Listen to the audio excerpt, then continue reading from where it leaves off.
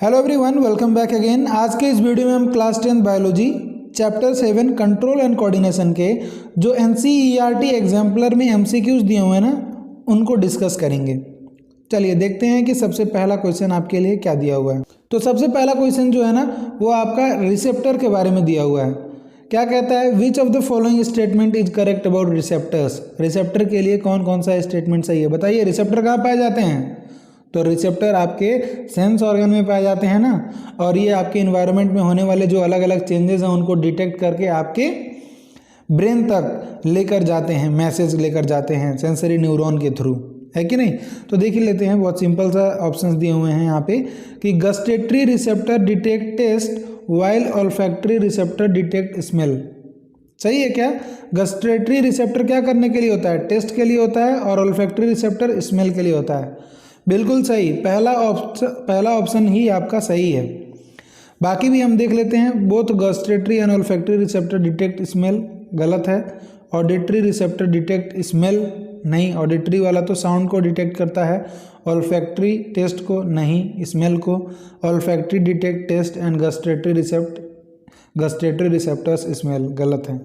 ठीक है, तो सबसे पहला वाला ही ऑप्शन आपका सही है। ठीक है, देखिए दूसरा सवाल देखिए। Electrical impulse travels in a neuron from. जो आपके न्यूरॉन में इलेक्ट्रिकल इम्पल्स ट्रैवल होता है वो किस फॉर्म में ट्रैवल होता है, मतलब उसका सीक्वेंस क्या है, पाथवे क्या है, बताइए क्या पाथवे होता है। देखिए आप यहाँ पे बीच में अगर आप देखें, एक न्यूरॉन का क्या होता है, सेल बॉडी होता है, उससे एक्सॉन निकला हुआ रहता है ना, और यहाँ पे फिर एक्सॉन की नर्व एंडिंग पाई जाती हैं, एक्सॉन के ब्रांचेस, और यहाँ पे नर्व एंडिंग होती हैं। और फिर इसी से क्या लगा हुआ रहता है, यहाँ पे डेंड्राइट्स लगे हुए रहते हैं, है कि नहीं, डेंड्राइट्स। और फिर यहीं पे एक आपका दूसरा न्यूरॉन रखा हुआ रहेगा, उसका सेल बॉडी और उसका एक्सॉन। अब इसके जो डेंड्राइट्स रहे होंगे वो कुछ इस तरीके से अरेंज रहेंगे।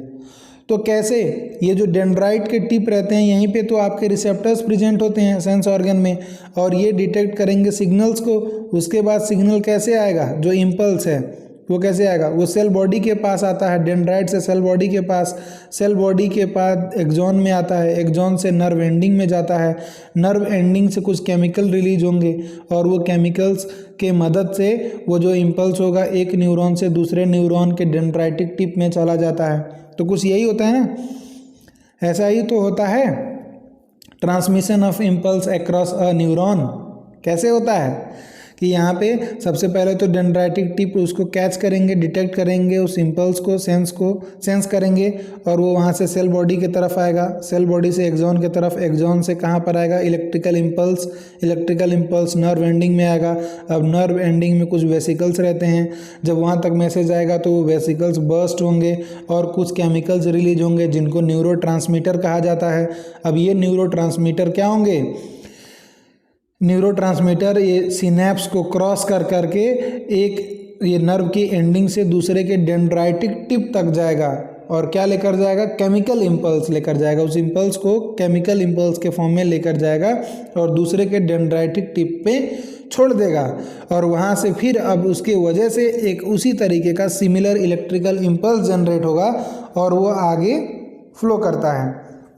तो यही होता है ना। देख लेते हैं, अब सवाल देख लेते हैं। Electrical impulse travels in a neuron from dendrite से एक्सॉनल एंड और सेल बॉडी, गलत, ये नहीं है। सेल बॉडी ही पहले दे दिया हुआ है, नहीं, डेंड्राइट होना चाहिए पहले, डेंड्राइट, सेल बॉडी, एक्सॉनल एंड, बिल्कुल सही। तीसरा वाला ही सही है, यहाँ तो पहले एक्सॉनल एंड दिया हुआ है, तो ये गलत है। तो C is the correct answer, है कि नहीं। अच्छा, तीसरा वाला देख लीजिए।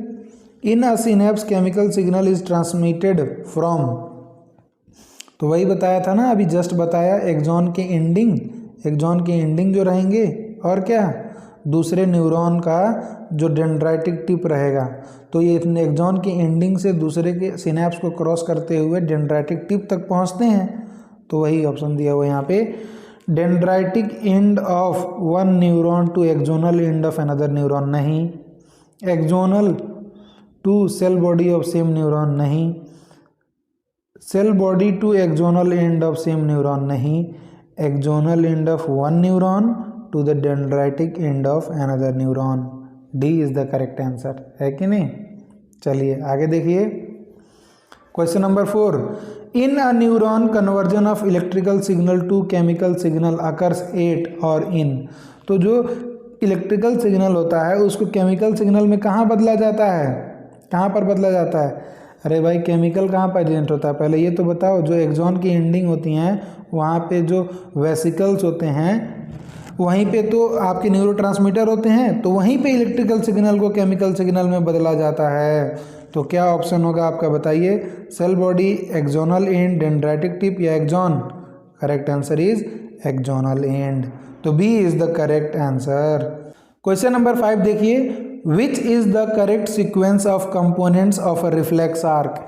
एक रिफ्लेक्स आर्क में कौन कौन सा सीक्वेंस होता है, वो जो कंपोनेंट्स होते हैं उसके लिए कौन सा सीक्वेंस सही है। तो कैसे होता है एक रिफ्लेक्स आर्क, रिफ्लेक्स एक्शन के जो पाथवे होता है उसी को तो रिफ्लेक्स आर्क कहते हैं। तो एक रिफ्लेक्स एक्शन कैसे होता है, एक रिफ्लेक्स एक्शन होने के लिए क्या करना पड़ेगा। सबसे पहले तो जो स्टिमुलस रहेगा उस स्टिमुलस को आपके रिसेप्टर्स जो सेंस ऑर्गन में प्रेजेंट रहते हैं वो डिटेक्ट कर दें हैं, और उसके बाद उस रिसेप्टर से सेंसरी न्यूरॉन लेकर जाएगा कहाँ तक, आपके स्पाइनल कॉर्ड तक लेकर जाता है।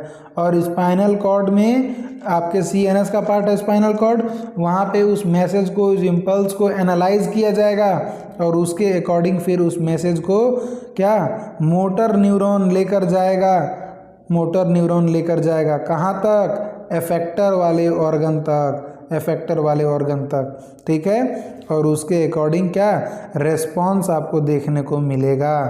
तो सबसे पहला क्या होगा, कोई स्टिमुलस रहेगा, स्टिमुलस को वो रिसेप्टर्स डिटेक्ट करेंगे, इन रिसेप्टर्स में सेंसरी न्यूरॉन प्रेजेंट रहते हैं, सेंसरी न्यूरॉन लेकर जाएंगे उस मैसेज को, उस इम्पल्स को स्पाइनल कॉर्ड तक, स्पाइनल कॉर्ड से वापस भेजा जाएगा मोटर न्यूरॉन के थ्रू, मोटर न्यूरॉन के थ्रू कहाँ पर पहुँचाया जाएगा, एफेक्टर ऑर्गन जो कि एक मसल या ग्लैंड हो सकता है, और वहाँ आपको वो रेस्पॉन्स देखने को मिलेगा। तो देखिए कहीं पे ये वाला सीक्वेंस मैच करता हुआ आपको दिख रहा है क्या, जहाँ पे दिखेगा वही करेक्ट सीक्वेंस होगा। सबसे पहले रिसेप्टर सब में दिया हुआ है, चलो तो उसको छोड़ देते हैं। आगे देखो, रिसेप्टर के बाद मसल आता है क्या, नहीं, रिसेप्टर के बाद तो मसल बिल्कुल भी नहीं आता है। क्या आता है रिसेप्टर के बाद, तो अपना क्या आता है, सेंसरी न्यूरॉन आता है। चलो तो दो देखकर ही क्लियर हो जा रहा है, रिसेप्टर, उसके बाद सेंसरी न्यूरॉन, उसके बाद स्पाइनल कॉर्ड, उसके बाद मोटर न्यूरॉन, और उसके बाद एफेक्टर ऑर्गन जो कि आपका यहाँ पर मसल दिया हुआ है। तो डी ही करेक्ट स्टेटमेंट है, करेक्ट सीक्वेंस है कंपोनेंट्स ऑफ रिफ्लेक्स आर्क के। देखिए क्वेश्चन नंबर 6 देखते हैं, which of the following statement are true, which of the following statement are true. Sudden action in response to something in the environment is called reflex action. बिल्कुल सही बात है। Reflex action क्या होते हैं, sudden action होते हैं, ठीक है। इमीडिएट रेस्पॉन्स होता है जो कि बिना सोचे समझे किया जाता है, जो कि प्रोटेक्टिव नेचर का होता है, हमें बचाने के लिए होता है, और सडन होता है किसके रेस्पॉन्स में, जो भी चेंजेस हो रहे हैं एटमॉस्फेयर में या एनवायरनमेंट में उसके लिए। तो बिल्कुल पहला वाला स्टेटमेंट सही है। Sensory neuron carry signal from spinal cord to muscle, नहीं नहीं, गलत है, गलत है, गलत है। सेंसरी न्यूरॉन तो सेंस ऑर्गन से आपके स्पाइनल कॉर्ड तक लेकर जाता है ना, और motor neuron carry signal from receptor to spinal cord, नहीं, उल्टा दे दिया हुआ है। तो दोनों स्टेटमेंट इसके वजह से गलत हो जाता है। The path through which signal are transmitted from a receptor to a muscle और gland is called reflex arc. बिल्कुल बिल्कुल, बहुत अच्छी बात, सही बात है, यही करेक्ट, ये भी करेक्ट ही है। जो रिफ्लेक्स एक्शन का पाथवे होता है ना पूरा, कहाँ से कहाँ तक, रिसेप्टर से लेकर सेंसरी न्यूरॉन से लेकर स्पाइनल कॉर्ड, मोटर न्यूरॉन और एफेक्टर ऑर्गन, इसको रिफ्लेक्स आर्क कहा जाता है। इस पाथवे को क्या कहा जाता है, रिफ्लेक्स आर्क। तो कौन कौन से स्टेटमेंट सही हैं, पहला स्टेटमेंट सही है और चौथा स्टेटमेंट सही है। तो देखिए ऑप्शन नंबर सी में दिया हुआ है, यानी C is the correct answer. C, option number C is the correct answer for this question. Question number 7 देखिए, which of the following statement are true about brain. Brain के लिए कौन सा स्टेटमेंट सही है, the main thinking part of brain is hidden brain, नहीं भाई ये तो कभी नहीं देखा हमने। Main thinking part of the brain कौन होता है? फोर ब्रेन होता है कि नहीं? Forebrain is the main thinking part of the brain. Centre of hearing, smell, memory, sight etc are located in forebrain. बिल्कुल बिल्कुल बिल्कुल, हियरिंग के लिए, स्मेल के लिए, मेमोरी के लिए, साइट के लिए, इन सब के लिए जो सेंटर होता है वो फोर ब्रेन में प्रेजेंट होता है। और involuntary action like salivation, vomiting, blood pressure are controlled by medulla in the hindbrain. बिल्कुल बिल्कुल, जो हैंड ब्रेन होता है और मिड ब्रेन ये दोनों इनवॉल्यूंटरी एक्शन को कंट्रोल करने का काम करते हैं। और हैंड ब्रेन का एक पार्ट है मेडुला ऑब्लोंगाटा, यहीं पे वोमिट वाले सेंटर, सलाइवेशन वाले और बीपी को कंट्रोल करने के लिए सेंटर्स प्रेजेंट होते हैं। तो ये भी सही है। चौथा क्या कह रहा है? Cerebellum does not control posture and balance of the body. करता है, सेरिबेलम ही तो कंट्रोल करता है आपके बॉडी के पोस्चर को और बैलेंस को मेंटेन करने का काम करता है। कौन? सेरिबेलम। अब क्या, इसीलिए आपको एक बार बताया गया है आपको ये बात कि जो ड्रिंकर्स होते हैं, शराब पीने वाले लोग, उनका क्या सेरिबेलम अफेक्ट हो जाता है, इसी वजह से तो वो अपना बॉडी के पोस्चर को, बैलेंस को मेंटेन कर नहीं कर पाते हैं। यानी सेरिबेलम मेंटेन करने का काम करता है, इन्होंने उल्टा लिख दिया तो ये स्टेटमेंट गलत हो गया। तो दूसरा और तीसरा स्टेटमेंट सही है ब्रेन के लिए। तो दूसरा और तीसरा कहाँ दिया हुआ है? ऑप्शन नंबर सी में। तो इसका भी आंसर क्या है? Option number C. चलिए क्वेश्चन नंबर 8 देखिए। Posture and balance of body is controlled by cerebellum, अभी तो बताया। और बताइए स्पाइनल कॉर्ड कहाँ से ओरिजिनेट होता है? स्पाइनल कॉर्ड कहाँ से ओरिजिनेट होता है? Spinal cord originates from medulla oblongata, medulla से। ठीक है।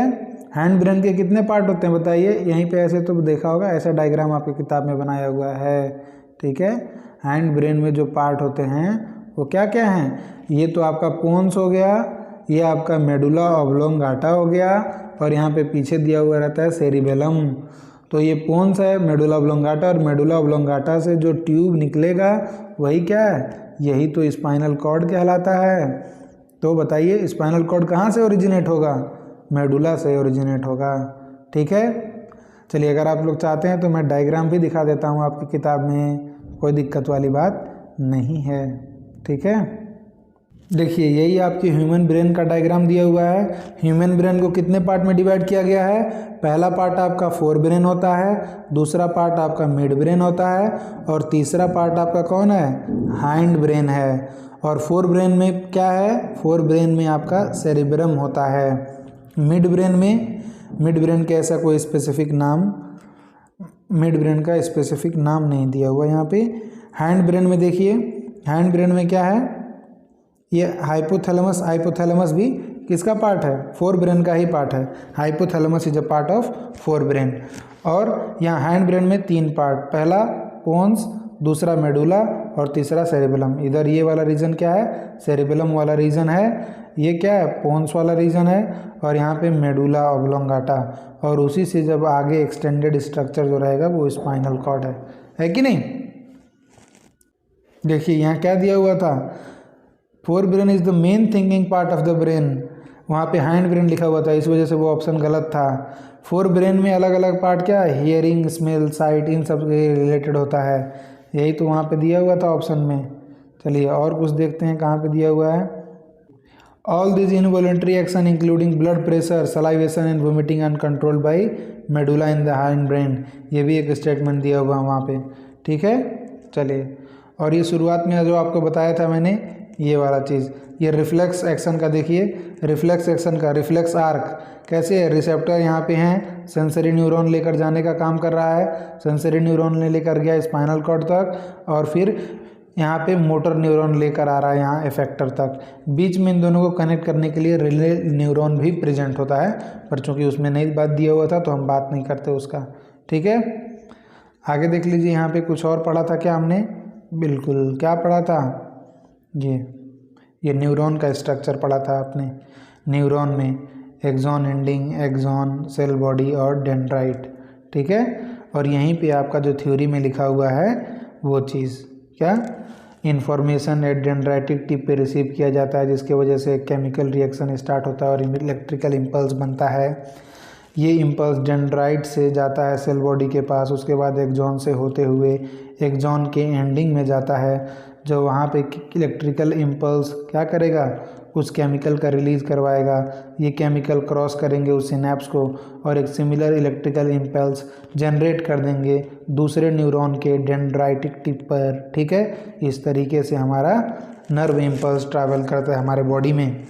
तो क्या सवाल था हमारा, यही था ना, spinal cord originates from medulla oblongata, ये आपने देख लिया। क्वेश्चन नंबर 10 में क्या दिया हुआ, the movement of shoot toward light is क्या, geotropism, hydrotropism, chemotropism, phototropism. Very simple, phototropism. Tropic movement में लाइट के टुवर्ड्स मूवमेंट फोटोट्रोपिज्म। अच्छा, the main function of abscisic acid in plant is to, क्या function होता है abscisic acid का। Plant में जो हार्मोन आपने पढ़े कितने तरीके के पढ़े, 2 तरह के, एक ग्रोथ प्रोमोटर एक ग्रोथ इनहिबिटर। ग्रोथ प्रोमोटर में कौन थे, 3 तरह के थे, ऑक्सिन, जिबरेलिन और तीसरा साइटोकिनिन। और दूसरा जो एब्सिसिक एसिड और इथाइलिन थे वो ग्रोथ इनहिबिटर थे। तो एब्सिसिक एसिड का काम क्या होता है, इनहिबिट करना ग्रोथ को ना।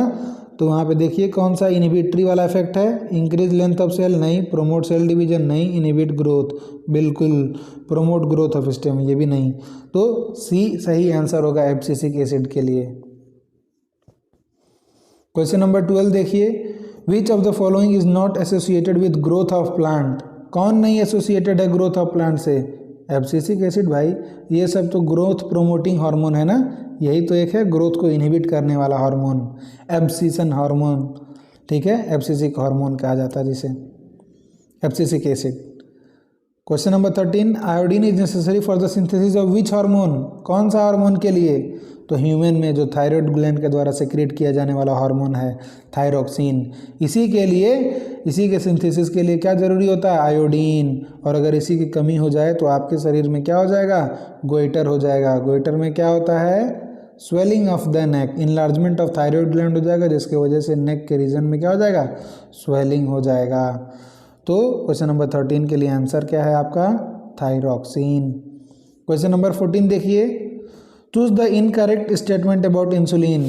इंसुलिन के लिए कौन सा स्टेटमेंट गलत है, कौन सा गलत है ये पूछ रहा है, करेक्ट है कौन सा ये नहीं पूछ रहा है। करेक्ट और इनकरेक्ट वाले में थोड़ा ध्यान से करना रहता है हमें। तो बताइए इंसुलिन क्या होता है। इंसुलिन एक ऐसा हार्मोन है जो पेनक्रियाज से निकलता है कि नहीं। क्या काम होता है इंसुलिन का, to decrease the blood glucose level, blood glucose level को डिक्रीज करने का काम करता है। ठीक है, और अगर यही इंसुलिन का प्रोडक्शन कम हो जाए आपके बॉडी के अंदर तो फिर क्या होगा, अरे ये जो काम करता है उसका उल्टा हो जाएगा, यानी ब्लड ग्लूकोज लेवल हाई हो जाता है। इसी को डायबिटीज़ कहा जाता है या शुगर कहा जाता है या डायबिटीज़ मेलाइटस कहा जाता है। तो देखिए कौन सी बातें मैच कर रहे हैं, कौन सी बातें गलत हैं यहाँ के लिए। इट इज़ क्या पूछ रहा है, पहले ये देख लो, इनकरेक्ट पूछ रहा है। It is produce from pancreas, तो ये तो करेक्ट है, हमें इनकरेक्ट लगाना है। It regulate growth and development of the body, या it regulate blood sugar level, ये भी करेक्ट है। Insufficient secretion of insulin will cause diabetes, ये भी करेक्ट है। तो कौन बचा, एक बी वाला बचा, यानी this B is the incorrect statement about insulin. तो वही जो इनकरेक्ट है वही आपका आंसर है, क्योंकि इन्होंने क्या पूछा है कि कौन सा स्टेटमेंट इंसुलिन के लिए इनकरेक्ट है। क्वेश्चन नंबर 15 देखिए, अब select the mismatch pair. Mismatch वाला पेयर को, adrenaline pituitary gland, adrenaline pituitary gland से निकलता है क्या, नहीं नहीं नहीं, एड्रेनलिन तो एड्रेनल ग्लैंड से निकलता है ना। तो अच्छा यही मिसमैच हो गया, मिसमैच यही हो गया क्या, चलो पहला आंसर यही है। पर देख लेते हैं बाकी, टेस्टिस से तो टेस्टोस्टेरोन निकलता है, ये बिल्कुल सही बात है, ये गलत था। और ओवरी से एस्ट्रोजन निकलता है, बिल्कुल सही बात है। थायराइड ग्लैंड से थायरोक्सिन निकलता है, बिल्कुल सही बात है। तो जो गलत बात है वो आपको ठीक करना था, तो पहला is the answer. The shape of guard cell changes due to change in, तो ये वाला तो हमने लाइफ प्रोसेसेस में भी देखा था ना। लाइफ प्रोसेसेस का वीडियो अगर आपने नहीं देखा है एमसीक्यू का तो देख लीजिएगा, वो भी अपलोड कर दिया है। तो किसके वजह से होता है बताइए, amount of water in cell. Amount of water, water अगर रहेगा सेल में तो गार्ड सेल क्या हो जाएगा, फूल जाएगा। और अगर वाटर उसमें नहीं रहेगा तो वो क्या होगा, फ्लैसिड हो जाएगा, फ्लैसिड हो जाएगा, जिसकी वजह से पोर स्टोमाटा का बंद हो जाता है। तो C is the correct answer. अब देखिए question number 17, the growth of tendril in pea plant is due to, tendril का ग्रोथ कैसे होता है, effect of light, effect of gravity, या rapid cell division in tendrillar cell that are away from the support, या rapid cell division in tendrillar cell in contact with the support, कौन सा है बताइए। तो यहाँ पे ये दोनों तो गलत है, इनका कोई रोल नहीं होता है। क्या होता है, टेंड्रिल्स का वो पार्ट जो सपोर्ट से जाके जुड़ जाता है वो नहीं ग्रोथ करता है, जो अवे होते हैं उसी में रैपिड सेल डिवीजन होता है और उसी की वजह से ग्रोथ होता है टेंड्रिल का। तो कौन सा सही ऑप्शन है, ये rapid cell division in tendrillar cells that are away from the support, ये करेक्ट आंसर है। अच्छा क्वेश्चन नंबर 18 देखिए, the growth of pollen tube toward ovule is due to, तो किस तरह का मूवमेंट है ये, कीमोट्रोपिज्म। क्यों कीमोट्रोपिज्म, क्योंकि ये जो आपका स्टिग्मा, स्टाइल और ओवेरी रहता है तो पोलन यहाँ पे आता है, जर्मिनेट करके पोलन ट्यूब बनाता है, तो वो पोलन ट्यूब केमिकल के इन्फ्लुएंस में मूवमेंट शो करता है। तो ये क्या है, कीमोट्रोपिज्म है कि नहीं, कीमोट्रोपिज्म है, तो बी सही आंसर है।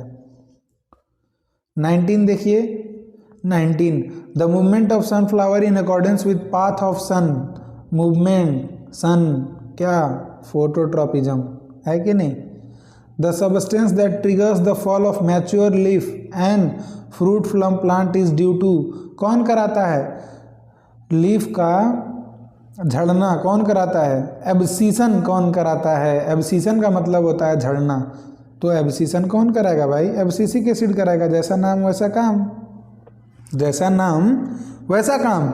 एब्सीसन का मतलब ही होता है झड़ना, एब्सीसन का मतलब ही होता है झड़ना, तो एब्सीसन कौन कराएगा, एब्सिसिक एसिड कराएगा।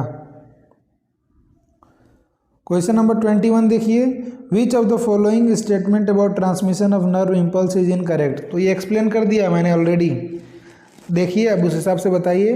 पहला, nerve impulse travels from dendritic end to the axonal end, nerve impulse जो है डेंड्राइटिक एंड से लेकर एक्सोनल एंड तक जाता है। देखो सही तो लग रहा है वैसे, देखें क्या है, दूसरा ऑप्शन देखिए, at the dendritic end electrical impulse bring about release of some chemical, dendritic end पे इलेक्ट्रिकल इम्पल्स क्या करता है, केमिकल का रिलीज करवाता है जो जनरेट करता है electrical impulse at the axonal end of another neuron, उल्टा पुल्टा कर दिया है, गलत है ये। The chemical released from the axon end of one neuron cross the synapse, तो एक्सॉन एंड से जो केमिकल रिलीज होता है वो सिनेप्स को क्रॉस करता है और जनरेट करता है एक similar electrical impulse in a dendrite of another neuron, सही स्टेटमेंट है, ऐसा ही होता है। A neuron transmit electrical impulse not only to another neuron but also to muscle and glands, ये भी सही है और ये भी सही लग रहा था हमें, तो सही है, ये गलत हमें लग रहा था, मतलब गलत है ये, ठीक है। तो इनकरेक्ट पूछा है ना, तो इनकरेक्ट बी है, यानी बी ही इसका आंसर है। चलिए क्वेश्चन नंबर 22 देखिए, involuntary action in the body are controlled by, तो मेडुला, मेडुला कंट्रोल करता है ना बहुत सारी इनवॉलुंटरी एक्शन को, और मेडुला किसका पार्ट है, हैंड ब्रेन का पार्ट होता है ना, फोर ब्रेन का पार्ट थोड़ी है मेडुला, तो ये गलत हो गया। मिड ब्रेन का भी पार्ट नहीं है तो ये भी गलत हो गया। Midbrain in spinal cord, spinal cord में थोड़ी होता है मिड ब्रेन, हैंड ब्रेन में होता है, ठीक है, तो सी आंसर है।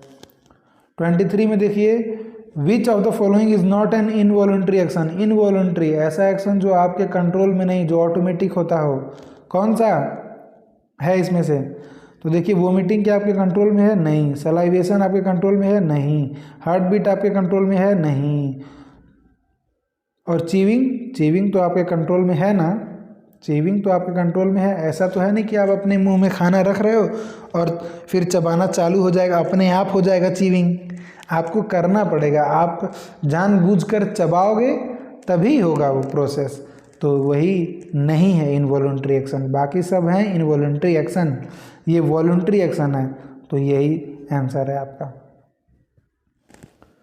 When a person is suffering from severe cold he और she can not. Cold, cold मतलब क्या? कोल्ड मतलब ठंडी नहीं, कोल्ड मतलब क्या? सर्दी जुकाम। कोल्ड मतलब क्या होता है? सर्दी जुकाम। तो अगर किसी इंसान को सर्दी जुकाम हो गया है तो वो क्या नहीं कर पाएगा? Differentiate the taste of apple from that of ice cream. Ice cream और एप्पल का टेस्ट नहीं डिफ्रेंशिएट कर पाएगा। या differentiate the smell of perfume from that of agarbatti. या differentiate red light from green light, या hot object from cold object. तो आपको क्या लग रहा है बताइए? अरे जब सर्दी जुकाम हो जाएगा तो क्या होता है उस समय? उस समय जो आपका नोज़ है ना, उसके नोज़ में जो इपिथेलियम वगैरह रहेगा वहाँ पे अंदर पैसेज में क्या म्यूकस वगैरह जमा हो जाते हैं, तो उसकी वजह से शायद जो ऑल्फैक्टरी इपिथेलियम है वो उतना बढ़िया से काम नहीं कर पाते हैं, तो उसके वजह से आपका स्मेल वाला दिक्कत आएगा। तो स्मेल वाला दिक्कत कौन है यहाँ पे? ये। बाकी लाइट आँख वाला दिक्कत है ना, ये तो आँख का या हॉट कोल्ड ये सब या टेस्ट का ऐसा कुछ मसला नहीं होगा, सिर्फ दिक्कत क्या होगा? स्मेल का। तो वो को अगर किसी को सर्दी जुकाम हो गया है तो शायद वो स्मेल थोड़ा सा पहचानने में दिक्कत होगी उसको। तो बी है सही आंसर। 25 देखिए, question number 25, what is the correct direction of flow of electrical impulse. Electrical impulse के लिए कौन सा करेक्ट डायरेक्शन है? तो डायरेक्शन क्या था हमारा? डेंड्राइट से एक्सॉन के तरफ जाता था ना, डेंड्राइट के एक्सॉन से एक्सॉन के तरफ। डेंड्राइट से क्या होता था? सबसे पहले तो डेंड्राइट, उसके बाद डेंड्राइट से क्या? सेल बॉडी, सेल बॉडी से कहाँ? एक्सॉन, एक्सॉन से एक्सॉन एंडिंग, एक्सॉन एंडिंग से dendrite of next neuron, dendrite of next neuron.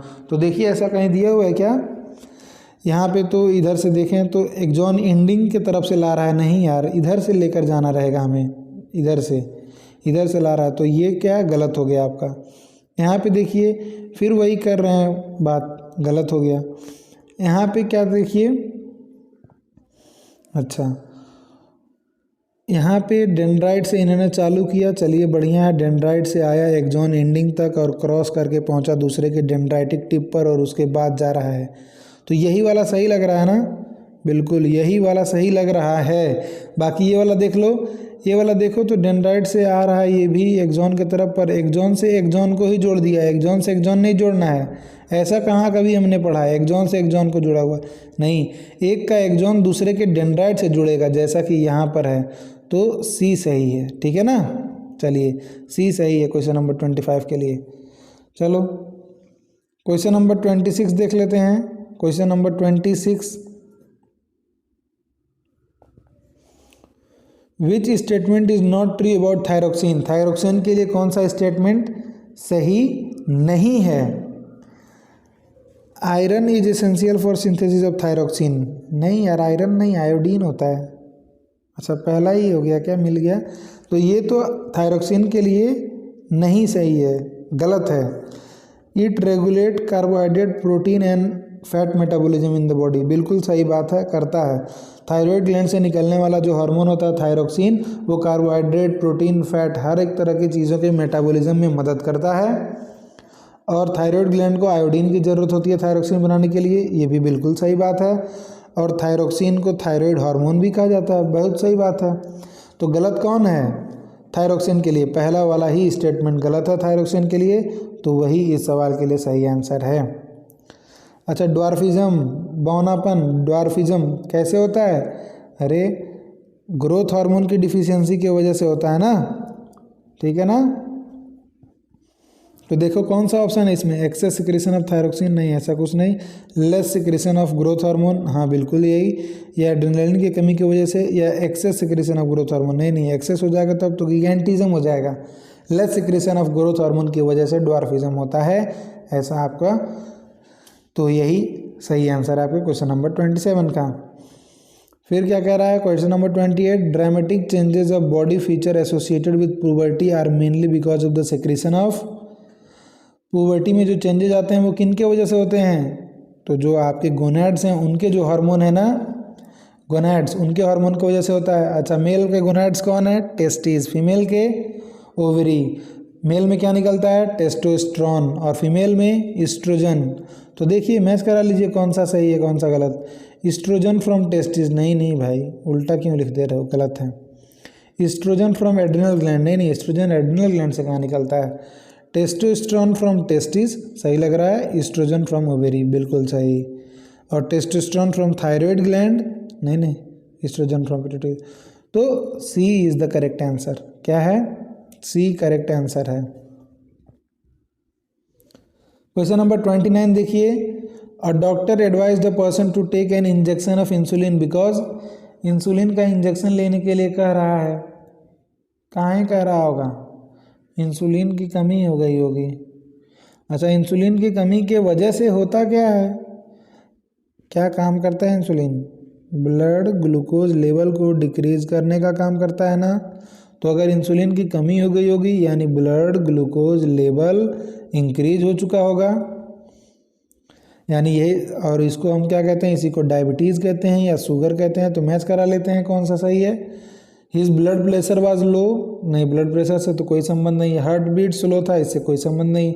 Goitre, इससे कोई संबंध नहीं है। His sugar level in blood was high, क्या? His sugar level in blood was high, इसके लिए कह सकता है डॉक्टर, ठीक है, कि भैया इंसुलिन का सुई लगवा लो। क्वेश्चन नंबर 13 देखिए, the hormone which increases the fertility in male is called, male का हार्मोन फर्टिलिटी, मेल गोनैड्स, क्या निकालते हैं? टेस्टोस्टेरोन। बाकी ये सब कट कर दीजिए, ठीक है। Which of the following endocrine gland is unpaired, इनमें से कौन सा ऐसा ग्लैंड है जो कि अनपेयर्ड होता है? ओवेरी तो पेयर में होते हैं, टेस्टिस तो पेयर में होते हैं, एड्रिनल ग्लैंड तो पेयर में होते हैं, पिट्यूटरी सिंगल होता है। हालांकि पिट्यूटरी में भी 2 लोब पाए जाते हैं, ठीक है, क्या? एंटीरियर लोब और पोस्टीरियर लोब, एंटीरियर पिट्यूटरी और पोस्टीरियर पिट्यूटरी। तो ये लोब हैं, वो पार्ट है, जोड़े में थोड़ी है ये एक है, दोनों लोब को मिलाकर एक ग्लैंड हम मान रहे हैं। तो सिंगल कौन होता है, अनपेयर्ड कौन होता है? पिट्यूटरी ही। तो 31 के लिए कौन सा सही है? सी सही है। 32 देख लीजिए क्या है, junction between 2 neuron is called, अरे वेरी सिंपल, साइनेप्स कहते हैं यार, साइनेप्स कहते हैं ना। तो 32 के लिए D is the correct answer. In humans the life processes are controlled and regulated by reproductive and endocrine system, respiratory and nervous system, endocrine and digestive system, nervous and endocrine system, यही सही है। Nervous control और endocrine control, यही दोनों क्या कर रहे हैं? आपके लाइफ प्रोसेस को कंट्रोल और रेगुलेट करने का काम कर रहे हैं। बाकी ये सब भी बहुत ज़रूरी है, ऐसी बात नहीं, मैं नहीं कह रहा हूँ कि ये सब नहीं ज़रूरी हैं, वो सब भी ज़रूरी हैं। आप कहोगे सर पहला वाला क्यों नहीं लगा दिए? अरे वो रिप्रोडक्टिव वाला कंट्रोल करने का काम नहीं कर रहा है ना, कंट्रोल करने का काम तो कौन करता है? नर्वस सिस्टम और एंडोक्रिन सिस्टम। नर्वस वाला मतलब न्यूरॉन वाला, और एंडोक्रिन मतलब हार्मोन वाला, यही तो दोनों कंट्रोल करने वाले आपके बॉडी के पार्ट हैं। तो D is the correct answer, ठीक है। चलिए, तो इस वीडियो में हम एमसीक्यू को ही डिस्कस करने वाले थे, हमने कर लिया, ठीक है। अब इसके बाद नेक्स्ट चैप्टर के एमसीक्यू को डिस्कस करेंगे, ऐसे ही करके सभी चैप्टर्स के जो एमसीक्यू दिए हुए हैं उनको पहले डिस्कस कर लेंगे, और उसके बाद if possible short answer questions या बाकी क्वेश्चंस को भी डिस्कस कर लिया जाएगा, ठीक है। Thank you very much for watching, bye bye.